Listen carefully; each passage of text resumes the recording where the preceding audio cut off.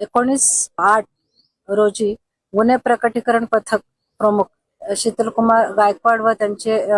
पथकातील सहकारी यांनी कर्तव्यावर असताना त्यांच्याकडे एक खात्रीशीर बातमी मिळाल्यावरून त्यांनी विजापूर ते सोलापूर कडे स्प्लेंडर प्लस मोटरसायकल क्रमांक KA28HF 2336 यावर एक इसम त्याच्या अंगावर ग्रे रंगाचे टी शर्ट व जीन्स पॅन्ट घातलेले इसमाजवळ गावठी पिस्तूल व जिवंत काडतुसे अशी खात्रीशीर बातमी मिळाल्याने त्वरित आमचे जे गुन्हे प्रकटीकरणचे अधिकारी API शीतलकुमार गायकवाड त्यांची पथक त्या ठिकाणी गेले. पहाटे 2:26 या संशयित इसमास ताब्यात घेतले. इसम नावे मंजुनाथ शांतप्पा निरण शेट्टी,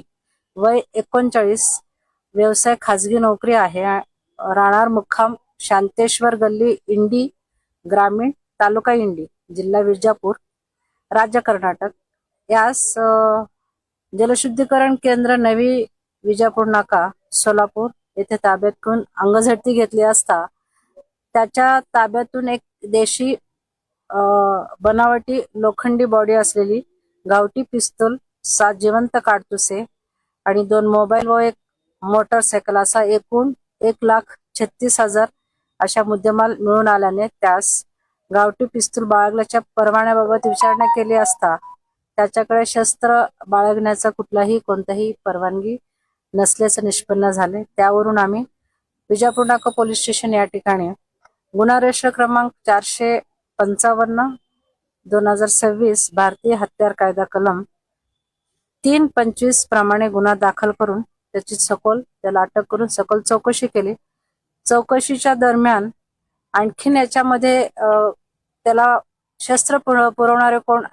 इसम आहेत का या बाबतीत आम्ही चौकशी केल्यानंतर पोलीस कोठडीमध्ये तर त्यांनी त्याचे मित्र इंडी येथे राहणारा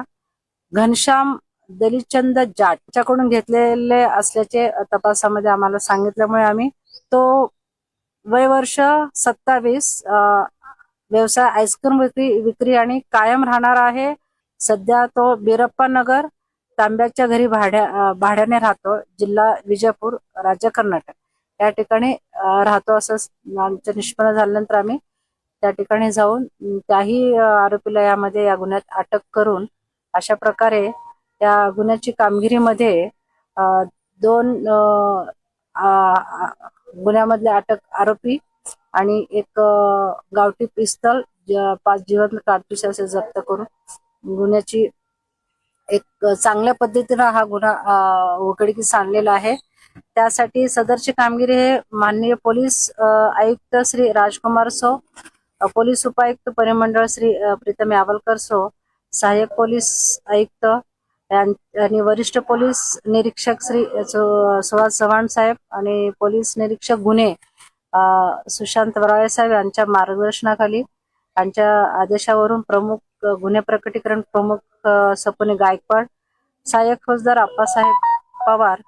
पोलीस हवालदार सचिन हार, अजय परदेशी, लक्ष्मीकांत फुटाणे, शंकर भिसे, गणेश शिर्के, पोलीस कॉन्स्टेबल संतोष माने,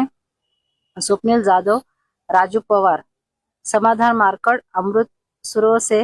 राहुल बिटकर, शाबुद्दीन आबादीराजे, संतोष चानकोटे, रमेश कोरसेगावकर, श्रीरंग काशीद यांनी अशा भरीव कामगिरी पार पाडलेला आहे. त्याबद्दल त्यांचं मी अभिनंदन करते.